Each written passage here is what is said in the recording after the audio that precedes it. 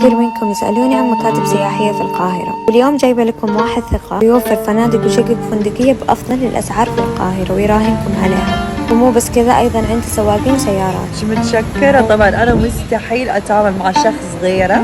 من المطار VIP كل شيء، والسيارات إلين الفندق. مرحبا بكم بفنادق مسعد. الأستاذ أحمد عسعد. مرحبا.